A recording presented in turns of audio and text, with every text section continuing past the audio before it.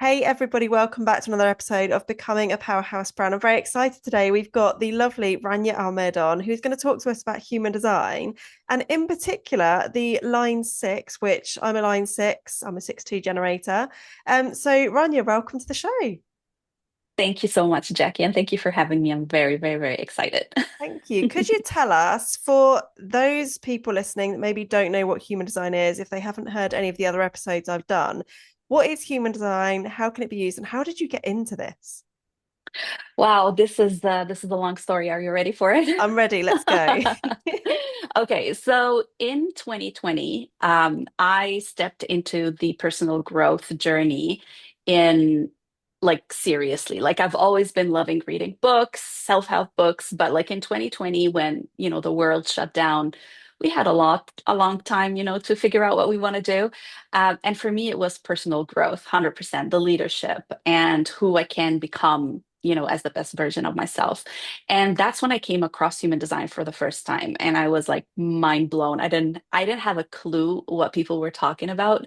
And that's when I started going down the rabbit hole. So in a like the very, very summary high level, human design is a mix of ancient science and modern science. It has the chakra system, it has the Chinese I Ching, it has the quantum physics. So it has a lot of, astrology. So it's a mix of sciences that gives you, if you will, like a personality trait for you. It's like a roadmap energetically of how you can be your best self, and why maybe you have been experiencing your not self, which in human design we say you're not self theme, right? So being the frustrated, the anger, the bitterness, and how can you really live in alignment with your true self? Because we live in a world where it's really telling you you could be better, you should be buy the bigger house, you should get the nicer car. Like they're really feeding into this of maybe I'm not good enough.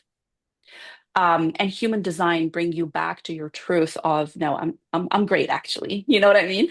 Yeah. So human design is a tool to know yourself and to be able to always like continue to evolve and to grow as the best human you could be. Yeah, I love that. I Yeah. talk a lot about when you discover what your human design type is, once you really understand it and how you can use it, it is like that light bulb moment, isn't it? It's like, now things make sense. Now that makes sense why that didn't work or why that does work or why I'm Exactly. trying this thing, I'm like forcing this thing and it's just not working for me. And it just suddenly everything clicks into place, doesn't it? 100%. And that's really my experience too. Like when I knew I'm a 4/6 manifesting generator. So I like to, thrive. I thrive when I play in different buckets, when I'm working on different projects. And I remembered, a specific conversation with one of my previous managers. And he was like, I don't know how you do this. Because I was like working on so many different things. And I'm like, I don't know. Like, isn't everybody like that? Turned out no. Yeah. So, human design really shows you how unique you are. So you can actually value yourself and your gifts. And you can also see people in their own power and what they bring also to the community, to the collective. It really changed the way I look at people. I look at relationships. I started really like, being fascinated as I was. I literally studied my human design like my life depended on it, but I could read any chart that my hand could be on, like my husband, my kids, my sisters, my mom, my dad, my best friends are like, "Hey, you want me to read your chart?" I was like, "What is a chart? Let me explain." So I started really like I was loving it so much because it was that permission slip that I could just be who I truly am. And I grew up, well, I'm a line six, right? So the first 30 years you live as a line three of trial and error. And I tried so much to fit in. And I tried so much to really understand who I am, what works for me, what doesn't work for me. And at a point, I felt that I lost my true self in the process. Human design reminded me of who I was and how I can really, again, like own my personal power, own my own gifts, and show up in the way that makes me feel good at the end of the day, you know? Um, so back to the story of how I got into human design is after I was very obsessed, obviously, with human design for about a year and a half into my own embodiment journey. I knew at that time that I wanted to start a coaching business, a life coaching business, but I didn't know what niche or what do I want to focus on because again, I'm a many gen, right? Does not work for me. But I just followed my passion of just talking about what I love and I started really talking on Instagram about like, hey guys, you wouldn't believe what I learned about my human design today. And I was just like talking about it until people started messaging me, asking me, Rania, how much would you charge to read my chart? And that was something for me to respond to, right? As a Yeah. mini gen. And that's how I really came into like, okay, I know it's a yes for me. I want to do this. So let me put an offer together and start doing charts officially because at that point I have been reading it, for free for a year and a Yeah. half. Might as well start a business with it and grow from there and share my passion for human design. So I became a human design embodiment coach in response, which is in alignment with my human design. And the reason why I call myself an embodiment coach is because I knew that if I just do readings, the impact wouldn't be as much as if I walk this journey with you and I show you exactly what it means to embody it in your day-to-day life, in your relationships, in your business. Because like I have a lot of clients who come to me who has already done the readings, a year ago, 2 years ago. They understand their human design, yet they're not seeing the results Yeah. because the embodiment isn't there. And that's where my gift is. I love that. And that's such a huge part, isn't it? Embodiment, we hear that word thrown around, but it's not until you actually start taking the actions and moving in a way that is totally aligned and embodying that next level version of you, the one that is fully aligned to who you are, your soul gifts and everything, that things do start to click into place. And it can be quite quick, can't it, as well, once you start actually leading from what is actually meant for you.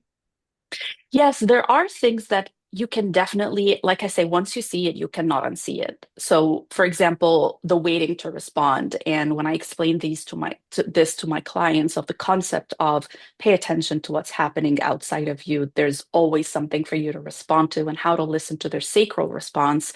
Once they see it, they just want to see it once and Yeah. then it's done, right?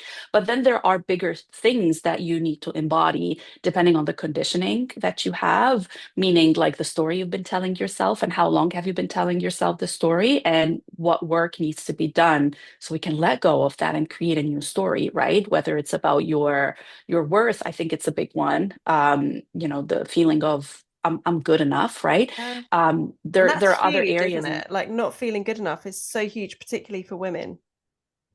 Yes. And one of the things that really blew my mind when I was studying human design is understanding that the majority of the population have their heart center open or undefined. And that's the center for self-worth and self-esteem and willpower, meaning we, the majority, I say we because I'm one of us. I have a totally open heart center.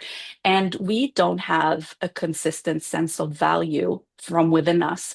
We grow up learning about our own self-worth from the environment that we're in and from what people have been telling us. That's the story that we have been carrying on. So it depends on, the environment that somebody has been, brought up in, or, the situations that you're in, the work environment that you're in, how you're treated, and the story that you're telling yourself about your worth. And that's the inner work that needs to happen to come into a place of I'm good enough no matter what's happening outside of me, Yeah. right? Yeah. Like that inward. So yes, there are things that you can embody from a one session, 100%, but there are lots of things that it's more of, let me realign, let me realign, let me realign. And then it's a process that comes faster and faster. Like I do have this process I call the energetic checkup, and it's really like a full body scan of your chart of where I may be misaligned. So I'm focused on exactly what I need to realign instead of one trigger that triggers everything else. No, Yeah. I know where exactly this trigger is coming from. To me, it's usually my open heart center, right? Because it's deep work there. And to me, it's like, I know this is my heart center triggered. And I talk to my heart center. I was like, oh dear, heart center, I feel you, but let's realign. This has nothing to do with you. But it's that trigger that maybe somebody has been carrying on for 10, 20, 30, 40, 50 years, right? Depending on when they do start their embodiment journey and then the untangling you know, of the layers of that story. Yeah, I love that. Let's talk about the different lines. I think because there's like human design is so broad, like there's so much to learn from it. But I think if we focus on the lines and then yeah, let's dive into the line 6 at the end, and then we can just go more in depth with that. So could you just give us a summary of what all the different lines actually mean? Yeah, so the line, so for somebody who's new to human design, when you generate your free chart, which you can do online, there is your type, which is the generator, many-gen, projector, manifestor, reflector. This is really your energy type, your aura, how you are designed to be. And then you have the profile, which is consisting of two numbers, and usually they are 1, 2, 3, 4, 5, or 6. And then the combination of the two numbers give you your profile, which is how you interact with the world, how people see you, how you see yourself. It has a lot to do with relationships and whether that, intimate relationship or business relationship. So that's really the profile that consists of two numbers, and the numbers are called lines. And we have 6 of them. So if we go really high level quickly on them, level 1 is we call it in human design the investigator. It is somebody who likes to do research, to really get into the nitty-gritty of all the details. They love to have a solid foundation of knowledge, let's say, for them to feel secure and to feel their power, that I've got everything. I've got all my ducks in a row. And I must say, the shadow side of it, if you're too much into it, that you're not really doing what you're supposed to do and you're hiding behind your line 1. But your gift is getting into those details and the knowledge and the research, and being well equipped and well informed of what you're here to create. In terms of studies, research, articles, whatever. That's just one example. And then line 2, we call in human design the hermit, which is somebody who likes to be maybe on their own sometimes, to contemplate, to really extract deep lessons and contemplations. And they usually have a gift, a natural gift that they're born with. And sometimes they don't know that gift, but the people around them will see it in them. And it's a beautiful line. And I'm going to say this about each line, by the way, because like literally every time I see a chart, I'm like, oh my God, your chart is so good. Or like, I love it. But because everybody is very unique, right? And Yeah. when you see these gifts, you start like really falling in love with every chart that you see. Line 3 in human design, it's called trial and error, which sometimes you're taken aback, but it's really about your life experiences and what you learn through experience. You learn what works and what doesn't work for you, and eventually you can help others as well with that, and you develop a lot of wisdom around experiences and how to pivot and how to persevere and how to continue to show up. You have that stamina because you've been through your own journey of figuring things out. And it's also a beautiful gift, to have the courage to try and learn by doing, actually. Line 4, I'm a 4/6, so the first line is 4. Line 4 is all about networks and friendships, and somebody who's can easily connect with people, and they grow their networks, they connect people together. So it has a lot to do with networking. Line 5 is about leadership. Um, and they're here to lead the way. They're here to show us, different unconventional ways of doing things. Um, in human design, it's called the savior, because sometimes it's a projection line that people see them like, you're going to save me from what I'm going through. So as a line 5 leader, you just need to be careful of what you're here to create. Is this in alignment with you or not? Setting up your clear boundaries, and you know set people up for success and know what to expect, because you're a strong leader and people want to follow you, but you want to make sure that you're able to help them. The line 6, which both of our line 6. So the line 6, again, it's called the role model in human design. And the role model lives their lives in 3 stages. So the first 30 years, it's like a line three, trial and error. You're figuring your life out, you're trying things. Maybe you've tried different careers, you've been into different work environments. You're learning about yourself through your life experiences. And sometimes it's an intense, 30 years of experiences for most people. And then from 30 to 50, we call it in human design, you go up the roof. So if we say the human design is a house, line one is the foundation, line six is sitting up on the roof. And you are having this bird view, if you will, really learning from people now. So you're not so much into the sandbox yourself. You're more up on the roof and looking and extracting wisdom from what's happening around you. I'm in that phase right now. And you start really sharing wisdom because you're not so much into the sandbox. Like I said, you more have that bird view. You're starting to see the wisdom in the experiences that you've gone through, and you're also learning from the people around you. At 50 years old, this is where the role model matures, if you will, or like completes their cycle to be like the wisest they could be. And because again, you have 30 years of your own experience, 20 years of healing yourself. Usually the phase two starts with the healing phase, and also learning from others. So you have a lot of wisdom. You're a natural teacher and you teach from experience. You teach what you preach, and you teach a lot from life experiences. So that's the role model. Now, my personal approach to role model um, was, do I really have to wait to 50 years old? And the answer to me was no. Like, I could be a role model now, and I could step into that identity whenever I want, whenever I'm going through a difficult situation, to say, what would the 50-year-old me do here?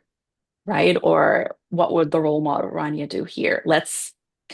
Where is the lesson to be learned in this? Right? And that helps me go through the difficult situation, knowing that it's happening for a reason, that, maybe I'll learn something, maybe I'll bring it back to my clients. Like there's always a lesson to be learned and Yeah, wisdom to be extracted. I love that. That's really interesting you saying, because I've heard you talk about how with the line six, it's that when you get to that 50, but you don't actually have to wait till you get to 50. You can be that role model like now. Yeah. That's really amazing. And when I'm 50, maybe I'll have a different experience, Yeah. but maybe I'll be wiser. You know what I mean? Like, but I could be wise now. I could embody that now. And like I said, it's always about asking your higher self, like, what would I do here? Right? If I'm the role model, like how can I go through this as the role model? Right? And we can use that. And it's really for everybody, like whatever higher self identity you have in your business. But that's something that I teach from really the embodiment of who I am as a line six, is that when I'm going through a difficult situation with a client, or when somebody wants to cancel, or when somebody is a misaligned client, like these are like difficult conversations that we Yeah. need to have. But how am I going to do this as the role model for me, for my business, and for my client? Right. So that's just one example, but you can use that also in relationships, right? In miscommunications, in, you know, just put the situation, any situation, but really, how are we, you know, representing ourselves, being a role model? I love that.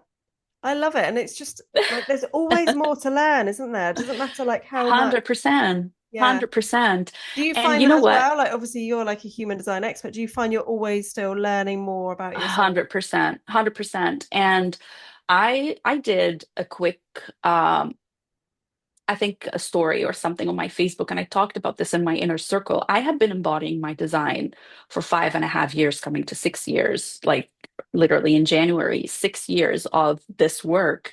And sometimes when I go back and read something about my human design, it lands differently Yeah. because I'm not the same person that I was 5 years ago, but I am still the same person. Like it's funny how it feels, but sometimes you read something or you go through something and you're like, okay, now that I have come, that far, there's a different piece that I could add here in my embodiment journey, right? And for me recently, it was, and I said on my story, I've read this line for 5 years, but like it lands differently today.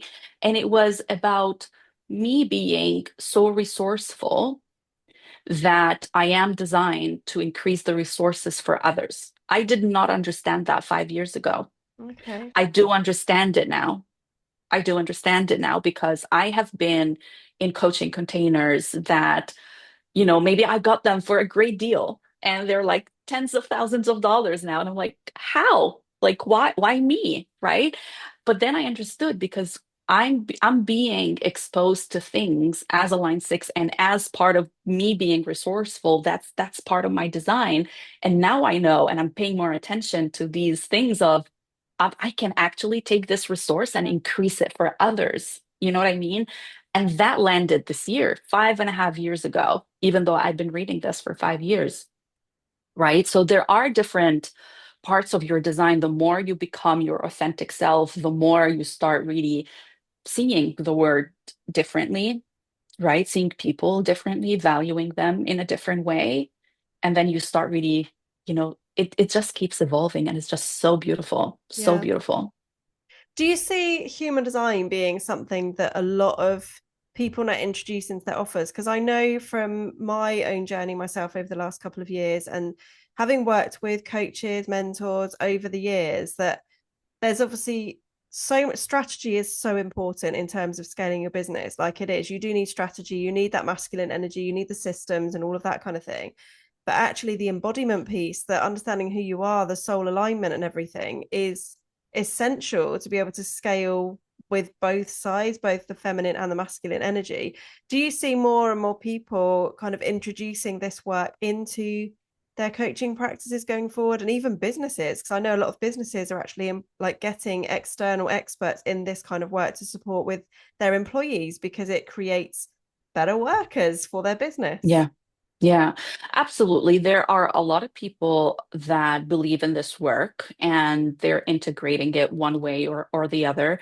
And then there are other businesses that are fine just doing what they are doing with the masculine side. And I believe it's because it's working for them, Yeah. right? It didn't work for me because it wasn't aligned Yeah. energetically. Like I remember my first coach, she was like, you go into the Facebook group, you take a screenshot of an issue somebody is talking about, you send them a DM and you say, I can help them. And I'm like, no.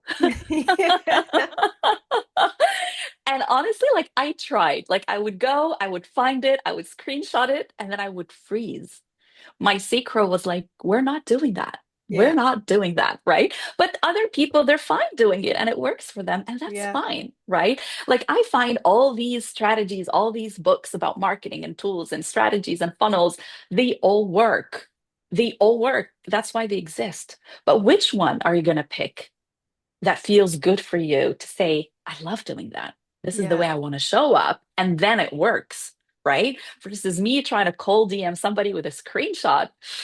I don't think that would have worked for me. Yeah. And it gave me tummy aches. You know what I mean? Yeah. So, yes, there are a lot of people who believe in this work. And I do believe that, as the most aligned leader you could be, you actually expand your energy to hold more, and then you're able to hold more clients, more money, more, like, yes, you can definitely scale when the energetic foundation is there, right? Or some people start with me from scratch. Like, I want to build this in the right way for me. And we Yeah. start from zero, right? And some people come to me when they have made six figures and now they want to scale even further.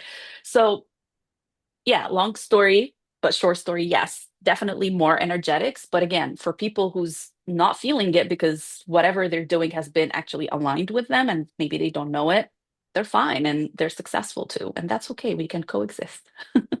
Love that. I love that. Oh, it's been so lovely having you on, and I love diving more into the different lines and understanding on a deeper level, like what they all mean and what kind of things that we excel at with all of our different lines. What could somebody do if they've literally just come across this today and maybe this is their very first impression of human design? What would be that next step after they've got their free chart? So, book a reading with me. So, again, there are so many resources online that they could search themselves, right? Like, what is a manifesting generator? What is a line six? You can definitely read about that. But if you want to really embody it, then hire somebody who knows what they're talking about. And I'm getting like I'm gonna say something here because it's very important. Okay. There is no bad thing in your design. There is no you have this or you don't have this. There is no these are your strengths and these are your weaknesses. There's nothing like that in human design. There are gifts, which is what you're born with, and then there are superpowers when you understand how to use them, right? And that's why I love the embodiment work. And a lot of people would come to me, hiring me, and they feel trapped. Like, I'm a projector, so I cannot do that. Or I'm a line one, so I shouldn't be doing that. I tell them, forget your human design.